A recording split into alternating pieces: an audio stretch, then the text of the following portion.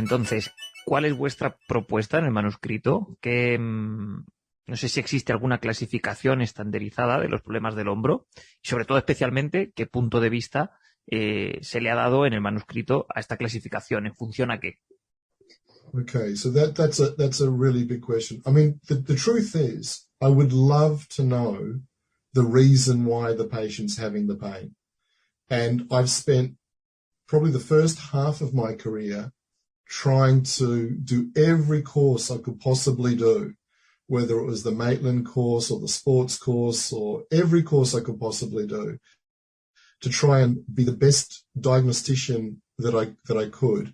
Physiotherapists in the United Kingdom who've done training can refer patients for blood tests, MRIs, CTs, X-rays, etc. Because, you know, again, it's good to exclude serious pathologies, but I guess part of that is, can you identify the reason for the pain? But what's very clear to us now, even though we want to know the source of the pain, it's probably very difficult to be certain in the majority of cases, especially non-traumatic presentations, which is the majority of presentations.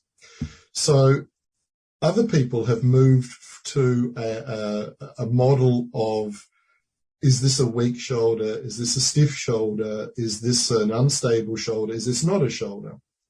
And what Angela and I tried to do in chapter 15 was, instead of having a very siloed approach, so stiff or weak, we tried to bring that all together.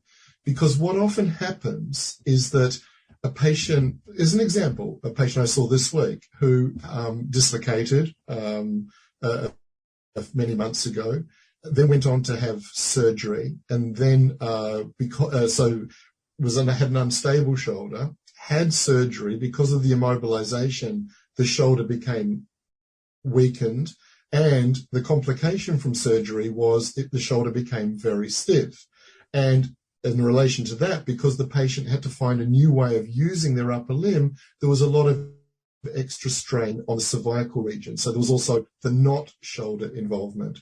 So what we've tried to do is to bring the fact that most people don't have one problem. It's often multiple problems. And what we're trying to do is to present a classification system that acknowledges that it would be great to know the structure, but probably we can't in most cases, that what is the patient's functional limitation, and then going through an assessment that might identify the key disabilities and impairments, and then trying to restore as much as possible the valued activities of that patient, trying to reduce their disability with the one key the one key philosophy that we're not fixing people, that our job isn't to fix. We're trying to reduce disability, reduce impairments, but, you know, we don't have any magic cures.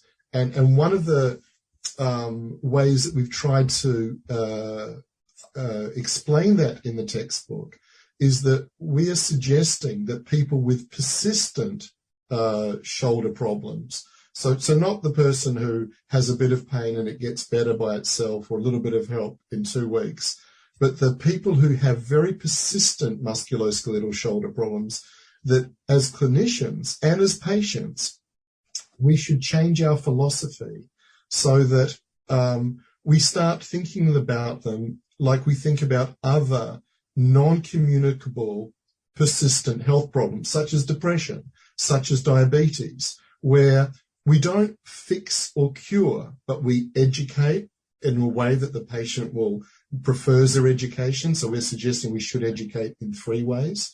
We also are suggesting that look at lifestyle factors. So what do we know about the treatment of diabetes or asthma or depression? It's really important to stop smoking. It's really important to sleep and reduce stress. Nutrition is really important. Physical activity is really important, but it's not critical what physical activity.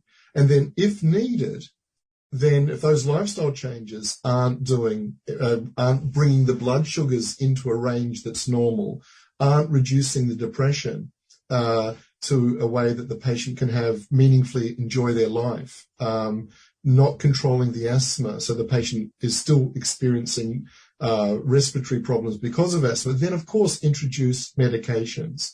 But there's no cure for any of these conditions. But what we can do is we can reduce the disability so people can, with asthma, run a marathon and win a marathon.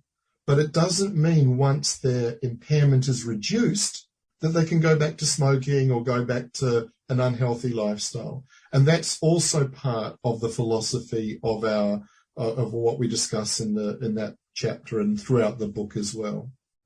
So the focus will be more on function more than pain, because I think, I don't know if you, in which year did you develop the symptom modification scale that you have mentioned? Now, more than symptom modification, the textbook will focus on function changing more than symptoms, or both can be together.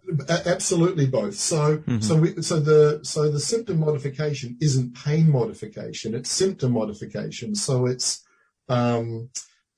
could be the symptom of stiffness. It could be the symptom of experiencing paresthesia. It could be the stiffness of possibly neurovascular compromise, or it could be pain. It could be weakness. And so symptom modification does feature in the book. In chapter 36, I present what I do for my shoulder rehabilitation, which is a program called Shape Up My Shoulder. And Shape Up My Shoulder is a 3-stage program where we start with a motor control or a movement facilitation program, and one of those that I present is symptom modification. It's not the only one. It moves into a muscle performance section, which is the second part. And the third part is a very functional program that tries to introduce a lot of chaos in the end part of the rehabilitation, because nobody's doing just simple movements. We're doing all the time, different activities, chaotic activities. And so that's where the program goes to. And the rationale for that is important. So there's been a change in philosophy by some people that all you need to do to reduce shoulder pain is to increase strength, to hypertrophy the muscles around the shoulder, to increase the weights people can move, etc. But we've published some systematic reviews, and we've also submitted, and for revision now, a randomized controlled trial where we compared education to education and strengthening, and education and motor control, where we used part of the symptom modification process. And what we can conclude is that you don't need to get strong, you don't need to hypertrophy, you don't need to move more weight for a patient to say that this rehabilitation experience has helped reduce my disability. And I'm not for 1 minute saying that strengthening isn't important, because if you want to maintain physical independence later in life, if you want to enjoy, have good quality of life, you've got to be flexible, you've got to be strong. But the way I'm presenting that part of the book is that a strengthening program or hypertrophy is something that can happen after rehabilitation. Going to the gym is, or however you want to build up your strength, fantastic. But that's your part of your lifetime management of your physical body, in the same way as controlling your blood sugars is part of the lifetime management of controlling diabetes. You don't stop once your blood sugars are under control. You don't stop once the disability of your shoulder pain is settled. And you look at every possible way to maintain your physical health. But so we do include symptom modification as part of the 3-stage process of Shape Up My Shoulder, which is discussed in detail in chapter 36. And also, really great, the publishers, Handspring, have allowed us, as you know, to include QR codes throughout the book. And those QR codes, which you can scan with your tablet or your mobile phone, take you to video resources. So a lot of the rehabilitation is available in video format, for people to get extra benefit, value added from just the written words in the book and the pictures in the book. It's also taking people to video format as well, and hopefully that will be another nice addition, nice contribution that this book makes for the people who are interested in this subject.